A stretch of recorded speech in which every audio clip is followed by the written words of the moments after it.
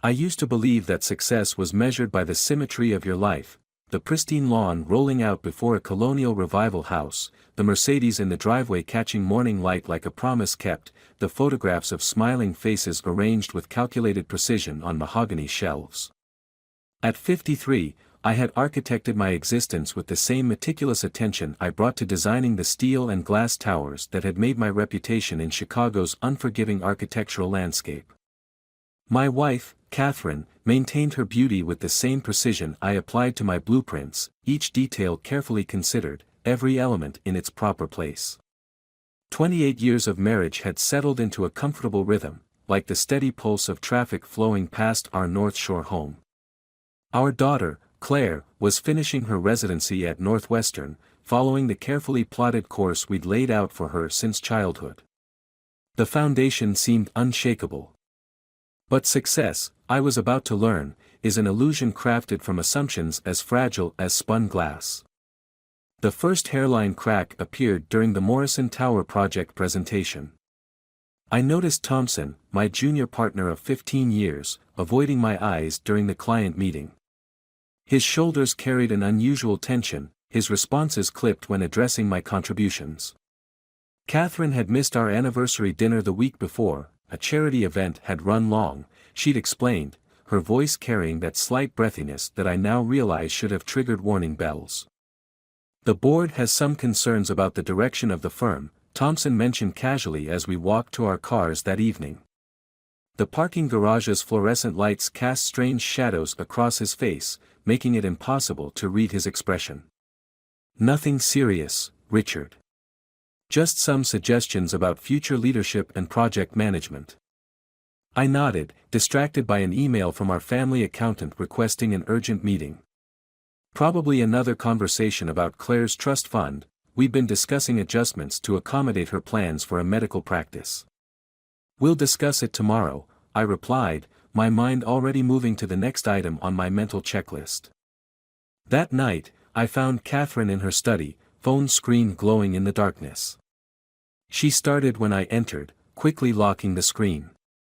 Just checking on the hospital fundraiser details, she said, but her smile seemed forced, like a door not quite properly closed.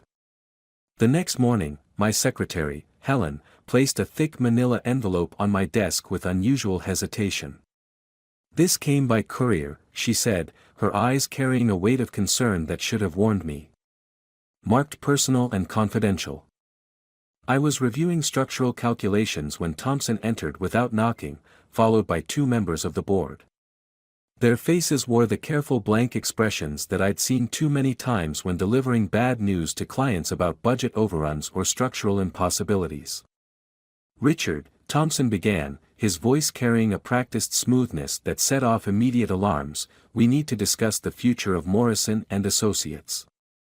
The manila envelope lay unopened on my desk, its contents about to detonate the carefully constructed foundations of everything I'd built.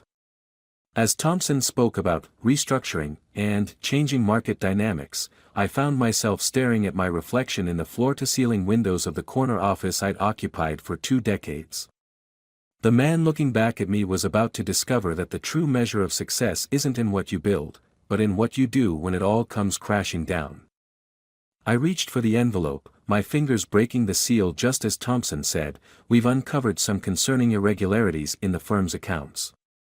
The photographs that spilled out carried the glossy sheen of professional surveillance, Catherine entering the Four Seasons, Thompson's arm guiding her through the revolving door. Receipt copies from jewelry stores for items I'd never seen her wear. Bank statements showing transfers I'd never authorized. But it was the last document that truly shattered my world, a draft partnership agreement naming Thompson as managing partner, dated 3 months ago, bearing Catherine's signature as a witness. The glass tower I'd spent my life constructing was about to collapse, and I was still inside, watching the cracks spread with the terrible fascination of a man who suddenly realizes he's been architect not of success, but of his own destruction. I looked up at Thompson, seeing him clearly for the first time, not as my partner, but as the demolition expert who'd been quietly placing charges at the foundation of my life for years. And somewhere in the grinding shift of everything I thought I knew, a cold clarity began to take hold. They thought they were witnessing my downfall, but they had no idea they were actually watching my transformation. The game was no longer about maintaining the illusion of success. It was about survival. And survival, I was beginning to understand, required a very different kind of architecture. Betrayal has a taste, metallic and sharp, like blood from a bitten tongue. I sat in my office long after Thompson and the board members left, the surveillance photos spread across my desk like tarot cards dealing out my future. Each image carved deeper into my consciousness, forcing me to re-examine every casual touch, every late meeting, every subtle shift in Catherine's behavior over the past year. The Four Seasons receipts told their own story, intimate dinners on nights when Catherine was supposedly at hospital board meetings. A $47,000 wire transfer to a private investigator I'd never hired. And there, buried in the stack of documents, a copy of our company's client list with detailed annotations in Thompson's handwriting, dated months before he'd even made partner. I'd always prided myself on seeing the hidden structures beneath surfaces, the load-bearing walls that held up appearances. Now I realized I'd been blind to the demolition happening within my own house. My phone buzzed. Catherine. Dinner at 7. Her voice carried that carefully modulated concern she used with difficult clients. You seem distracted this morning. Of course, I replied, surprising myself with the steadiness in my voice. I have some interesting news to share. The drive home became a symphony of memories rewritten. Every late night at the office, every unexpected business trip, Thompson had been methodically dismantling my life while I'd handed him the tools to do it. Catherine, my wife of nearly 3 decades, had been his willing accomplice. The betrayal wasn't just professional or personal, it was architectural. They'd identified every structural weakness in my life and exploited it with surgical precision. I pulled into our driveway, noting Catherine's Mercedes was already there. Through the floor-to-ceiling windows of our modernist home, my design, of course, I could see her moving through the kitchen, probably preparing one of her carefully choreographed dinners. The same windows I'd once considered a masterpiece of transparency now seemed like a cruel joke. Inside, Catherine was chopping vegetables with the practiced efficiency that characterized everything she did. "Rough day?" she asked, not looking up. The diamond tennis bracelet on her wrist caught the light, not the one I'd given her for our 25th anniversary, I realized, but something new. Thompson had some interesting insights about the firm's future, I said, watching her shoulders tense almost imperceptibly. He seems to have quite a vision for where we're headed. She set down the knife, turning to face me with that perfect smile that had won over countless potential clients. Oh. Do tell. I poured myself 2 fingers of scotch, noting how her eyes tracked my movements. Catherine had always complained about my drinking, now I wondered if she'd been cataloging my weaknesses all along. He's been working with the board on some changes. Very thorough planning. Years of it, apparently. The smile flickered, just for a moment. Change can be good, Richard. Sometimes we need to let go of old structures to build something new. The metaphor nearly made me laugh. We'd built our entire relationship on architectural metaphors, the foundation of trust, the framework of marriage, the design of our future. Now those same metaphors were being used to demolish everything I'd created. Claire called earlier, Catherine said, changing the subject with practiced ease. She's worried about you. Says you've seemed distant lately. Claire. My daughter. The one pure thing I'd thought remained. Did she mention her trust fund? Catherine's hand paused over the vegetables. Why would she? I took another sip of scotch, letting the silence build like pressure in a fault line. The transfers, Catherine. The ones you and Thompson have been making for the past year. Did you think I wouldn't notice my own daughter's inheritance being siphoned away? The knife clattered against the cutting board. In that moment, I saw something I'd never witnessed in 28 years of marriage, genuine fear in Catherine's eyes. Richard, I can explain. I'm sure you can, I interrupted, my voice carrying a calmness that surprised even me. You've always been excellent at explanations. Almost as good as Thompson is at restructuring. I set down my glass and headed for the stairs, pausing at the bottom. Don't worry about dinner. I have a lot of work to review. Financial records, client lists, offshore account details, you know, the usual architectural concerns. As I climbed the stairs, I heard Catherine's heels clicking rapidly across the kitchen floor, followed by the muffled sound of an urgent phone call. I smiled, knowing Thompson would be getting an extremely uncomfortable update about now. In my home office, I opened my laptop and began the real work of the evening. They thought they'd found all my weaknesses, exploited every vulnerability. But they'd forgotten the most fundamental rule of architecture: every structure has hidden spaces, sealed rooms, and secret passages that only its creator knows about. And I had been building for a very, very long time. I reached for my private phone, the one Catherine didn't know about, and dialed a number I'd hoped never to use. When the line connected, I spoke 5 words that would begin the true demolition. Marco? It's time we talked. Marco's office existed in that shadowy realm between legitimate business and something darker, the kind of place that understood how to excavate secrets buried in bedrock. The room smelled of leather and old papers, like a confessional booth where sins were not absolved but leveraged. 25 years, Marco said, examining the files I'd brought him. That's how long I've been waiting for you to call, Richard. His accent carried traces of the old neighborhood where we'd grown up, back when I was still Richie Salvatore, before I'd rebuilt myself into Richard Morrison, the architect who designed glass towers and married North Shore royalty. I left that life behind, I replied, the words tasting like ash. You know why? Marco's smile carried the weight of shared history. Did you? Or did you just build a prettier facade over it?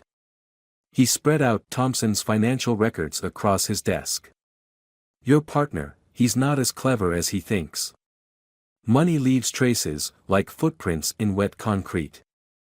I watched as Marco reconstructed the architecture of Thompson's betrayal through bank statements and shell companies. The scope of it made my head spin. Not just my firm and my marriage, but Claire's trust fund had been systematically hollowed out, the money funneled through a maze of offshore accounts. Catherine's been planning this for 3 years, Marco said, his tone professionally detached. The private investigator she hired? He works for me. Loyalty to old friends runs deeper than cash. The revelation struck like a hammer blow. 3 years. While I'd been designing sustainable buildings and attending charity galas, my wife had been architecting my destruction with the same methodical precision I brought to my work. Claire? I asked, my voice barely a whisper. Marco's expression softened slightly. She doesn't know. Catherine's been forging her signatures on the trust fund documents. Your daughter's as much a victim as you are. Something broke loose inside me then. A dam of rage I'd held back since childhood, since the days when survival meant understanding how to hurt people before they could hurt you. I want it all back. Everything they took. Richie, Marco used my old name deliberately. Revenge isn't about taking back. It's about rebuilding something stronger from the ruins. He pulled out another file, this one bearing the logo of the SEC. Thompson's been cutting corners on building safety codes, backdating inspections. One anonymous tip. No, I cut him off. That's too quick, too clean. They didn't just steal my money, they tried to steal my daughter's future. I want them to feel what it's like to lose everything, piece by piece, watching it crumble while being powerless to stop it. Marco leaned back, studying me with the same careful attention he'd given the financial records. There's still some of the old Richie in there after all. But remember, rage makes you sloppy. True revenge requires the same patience as building a skyscraper. Every element has to be precisely placed. I stood at his window, looking out over the city I'd helped shape. Each gleaming tower held secrets in its foundations, compromises, betrayals, decisions that haunted the dreams of men like me who understood the true cost of reaching for the sky.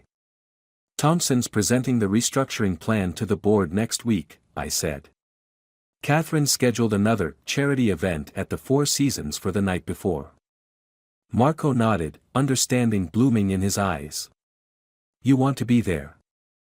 No, I smiled, feeling the old familiar calculus of power and consequence clicking into place. I want them to think I won't be there. I want them celebrating their victory, drinking champagne in the same room where they planned my destruction. And then. I pulled out my phone, showing him the email I'd received that morning, the one that had finally pushed me to make this call. It was from Claire, expressing concern about irregularities she'd noticed in her hospital residency fund. She'd started asking questions, digging into the financial records with the same meticulous attention to detail she'd inherited from me. Then they learn that the thing about children is that they inherit more than just money. They inherit instincts. Claire's starting to sense something's wrong. When she discovers what they did to her trust fund. Marco's smile was wolfish. The prodigal daughter becomes the architect of their downfall. Poetic. Not their downfall, I corrected him. Their education. I want them to understand what it truly means to lose everything, not just money and power, but the very foundation they thought they could build their future on. As I left Marco's office, my phone buzzed with a text from Catherine. Where are you? We need to talk about yesterday. I typed back a response crafted to fuel her paranoia, just finishing a fascinating conversation about architectural heritage. Some structures, it seems, have very interesting histories buried in their foundations. The city stretched out before me, a forest of glass and steel monuments to ambition and betrayal. Somewhere out there, Thompson and Catherine were moving pieces on a board they thought they controlled, never suspecting that the game they were playing had changed fundamentally.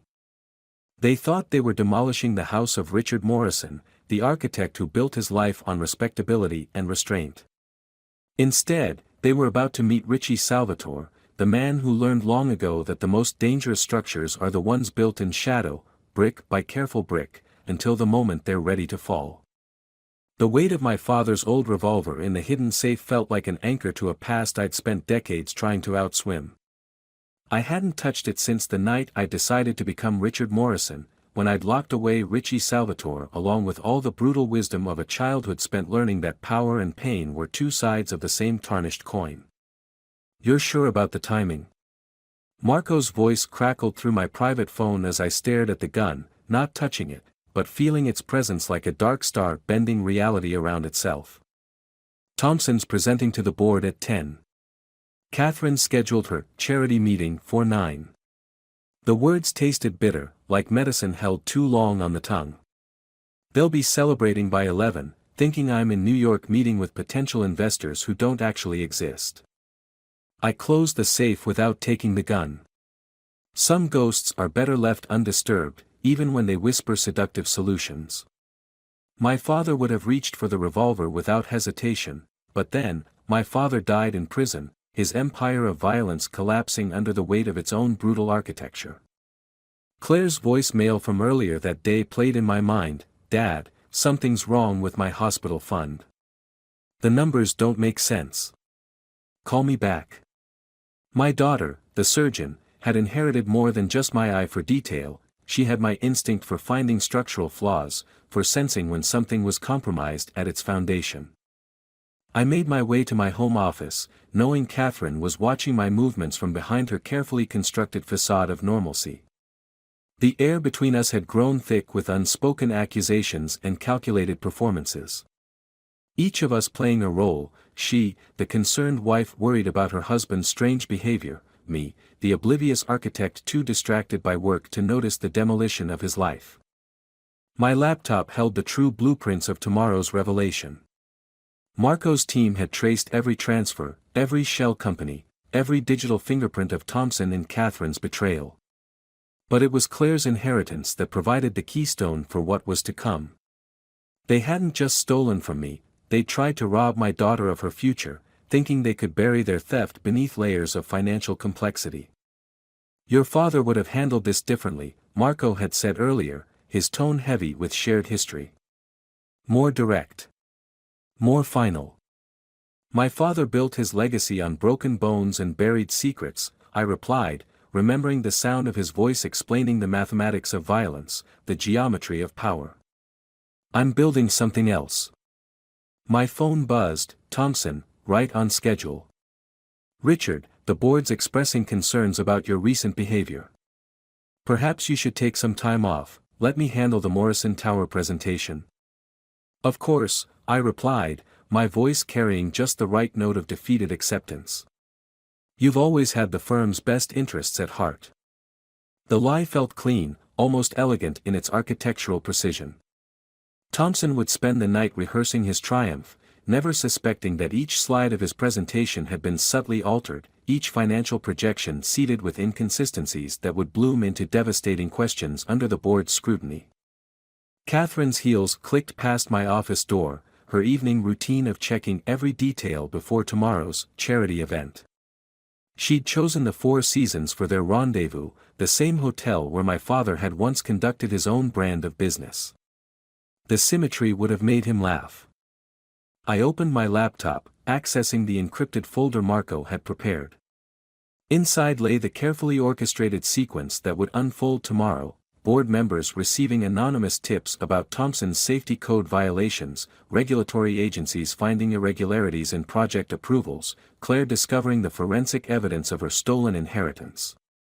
But it was the final document that held the true poison, a detailed exposure of Catherine and Thompson's systematic looting of client funds, timed to reach the board just as Thompson began his presentation on the firm's bright future. The evidence wouldn't come from me, but from a series of seemingly unrelated sources, each revelation building on the last like floors in a tower of destruction. My phone buzzed again. Claire. Dad, I've found something. Something bad. Can we meet tomorrow? Of course, sweetheart, I answered, feeling the weight of tomorrow pressing against my chest. There's a lot we need to discuss. After hanging up, I stood at my window, watching the city lights flicker like stars falling into darkness. Catherine's reflection appeared behind me, her face a mask of practiced concern. You're working too hard, she said, laying a hand on my shoulder that felt like ice through my shirt. Let Thompson handle things for a while. We could take that trip to the vineyard we've been discussing. I turned, studying the woman who had spent 3 years architecting my destruction. In the carefully composed lines of her face, I saw no trace of the ruthless calculator who had helped Thompson dismantle my life. Her performance was flawless, a masterpiece of deception that had fooled me for so long. Actually, I smiled, feeling Richie Salvatore's ghost stirring beneath my skin. I think tomorrow's going to be a very interesting day at the office. The kind of day that changes everything. Catherine's eyes narrowed slightly, a hairline crack in her perfect facade. What do you mean? Let's just say. I paused, savoring the moment like my father would have savored the weight of his revolver. Some structures are designed to fall. The morning of reckoning dawned with the same indifferent beauty as any other day, sunlight streaming through our bedroom windows like nature's own ironic commentary. Catherine had already left, her side of the bed cold, her perfume lingering like the ghost of trust murdered in its sleep. The Four Seasons would be preparing their usual suite by now, the one Thompson always booked under his shell company's name, thinking his digital footprints dissolved in the acid of corporate anonymity. I dressed with mechanical precision, the same hand-tailored suit I'd worn to receive my first major architecture award, now feeling like armor against the battlefield this day would become. Each cufflink, each straightened tie fold, another piece of Richard Morrison's facade being assembled one last time. The text from Marco arrived as I reached my car, everything in place. Claire received the trust fund documentation this morning. She's already called her lawyer. My daughter's inheritance had become the cornerstone of their downfall, fitting, given how Catherine and Thompson had tried to make it the foundation of their new life together. They'd forgotten that Claire wasn't just my daughter by blood, but by nature. She had inherited my obsession with details, my instinct for finding structural weaknesses. The irregularities in her hospital fund hadn't just raised questions, they'd awakened the same ruthless curiosity that had once driven me to dissect every aspect of my father's criminal empire. The drive downtown became a journey through the geography of betrayal. Each building I designed stood like monuments to different chapters of my life, the gleaming towers that had transformed me from Richie Salvatore, son of a mob enforcer, into Richard Morrison, celebrated architect. I'd built my redemption in steel and glass, while Catherine and Thompson had been quietly constructing my destruction in paperwork and lies. My father's voice echoed in my memory, "Power isn't in what you build, Richie. It's in what you're willing to tear down." He'd meant it as a lesson in violence, but today it would become a doctrine of precise, architectural devastation. The office hummed with unusual tension when I arrived. Helen, my secretary, handed me a stack of messages with trembling hands. She'd been loyal for 20 years, and Marco had made sure she'd be taken care of after today. "Mr. Thompson asked about your New York flight," she said, her eyes carrying a weight of unspoken knowledge. "Tell him I'm handling some last-minute details before leaving," I replied, knowing the words would reach Catherine within minutes. The choreography of their panic was about to begin. In my office, I opened the hidden partition in my computer, a ghost drive Marco's people had installed weeks ago. Thompson's presentation to the board was there, each slide now seeded with mathematical time bombs. Financial projections that would collapse under scrutiny, safety violations that would trigger immediate regulatory investigation, client fund discrepancies that would demand explanation. My phone buzzed. "Claire. Dad, my lawyer says there's evidence of massive fraud. Not just my trust fund, but Mom's signature on documents I never saw. What's happening?" "I'm about to head into a meeting, sweetheart," I answered, feeling the weight of decades of protected lies pressing against my chest. "But I think it's time we had a very honest conversation about family history." The next text was from Catherine, "Missing you already.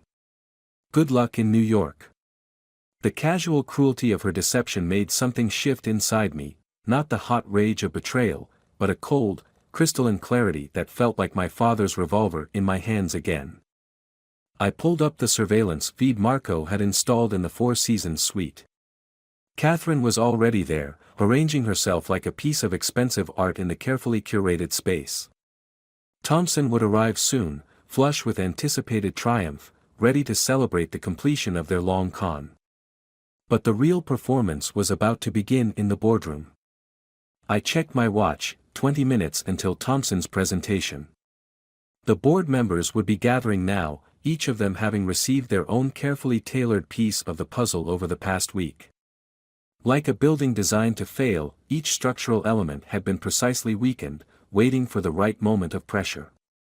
My phone lit up with an alert, the SEC notification I'd been waiting for. Thompson's safety code violations had finally hit the right desk, triggering an automatic audit. The first domino was falling. I stood at my office window, watching the city I'd helped build shimmer in the morning light. Somewhere in that urban maze, my father had once explained to me the geometry of power, how every empire was built on carefully hidden weaknesses, waiting for someone with the right knowledge to exploit them. "You're not just an architect," he'd said during my last visit to him in prison. "You're a Salvatore. We don't just build things, we understand how they break." I checked my watch again. Thompson would be starting his presentation now, unaware that each slide was a step toward his own destruction. Catherine would be waiting in their usual suite, believing she was witnessing the final act of their victory. Instead, they were about to learn what I had known since childhood, that true power lies not in the ability to destroy, but in the patience to orchestrate a symphony of collapse so precise that the victims applaud until the moment the ceiling caves in. I picked up my phone one last time, sending a single text to Marco, "Let it fall."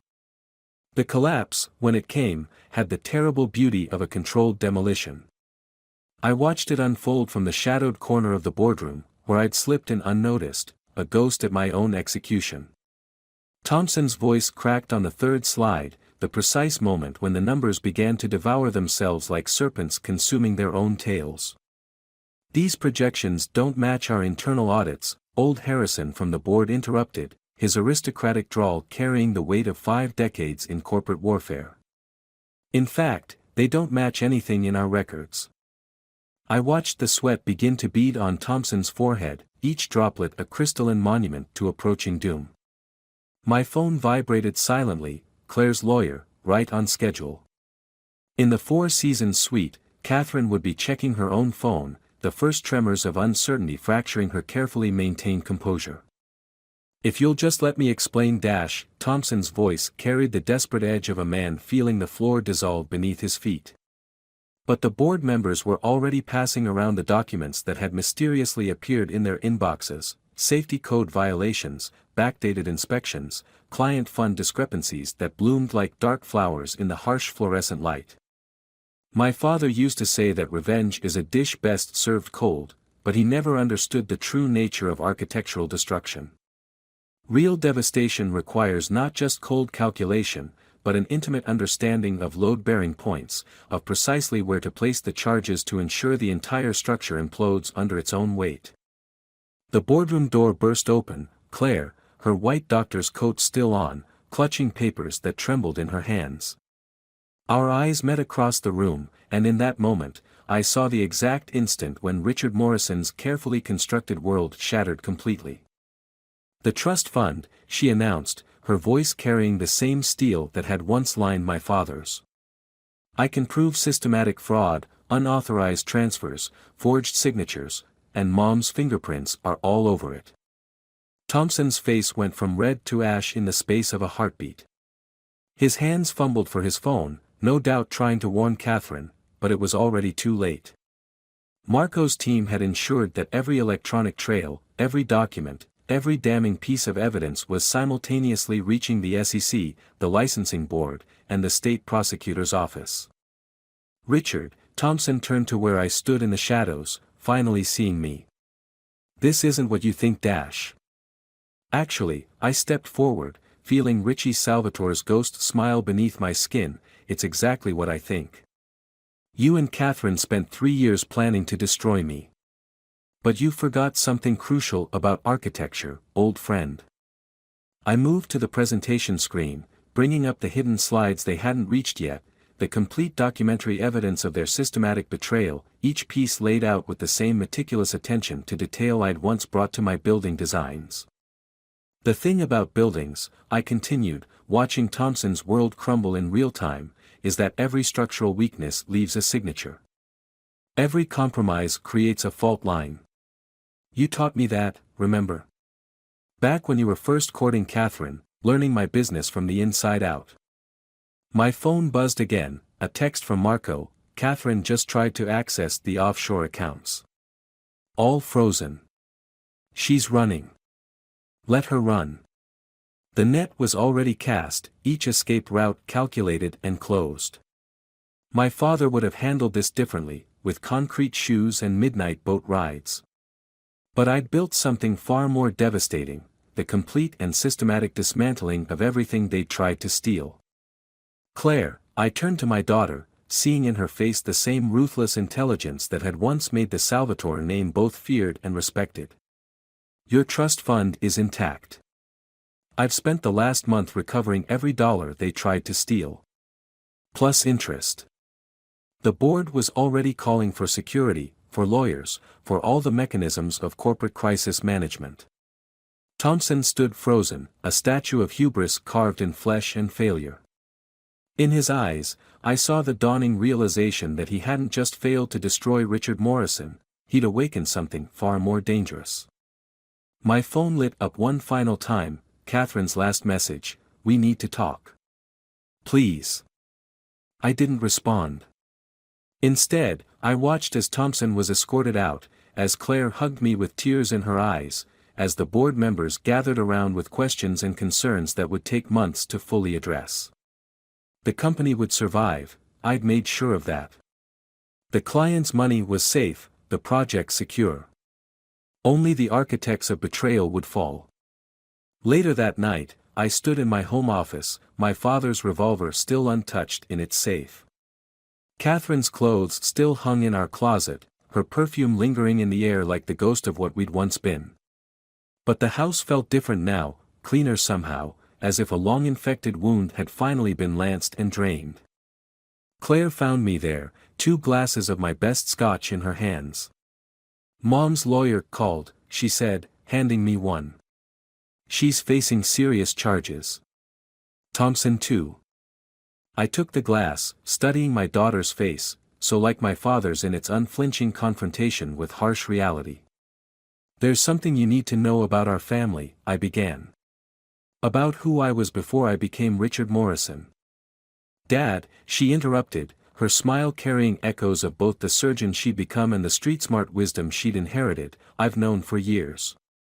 Grandpa might have died in prison, but his legacy didn't die with him. It just evolved." We stood together at the window, watching the city lights flicker like stars caught in steel and glass. Somewhere out there, Catherine and Thompson were discovering the true cost of betrayal, not in broken bones or shallow graves, but in the systematic dismantling of everything they tried to build.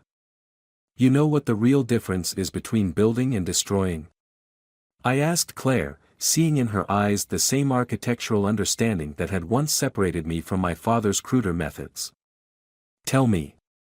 "Building requires vision, seeing something that doesn't exist and bringing it into reality. But destroying?" I smiled, feeling the last weights of Richard Morrison's careful restraint falling away. "Destruction requires understanding. Knowing exactly where the fault lines run, where the pressure points lie, where the hidden weaknesses wait to be exploited."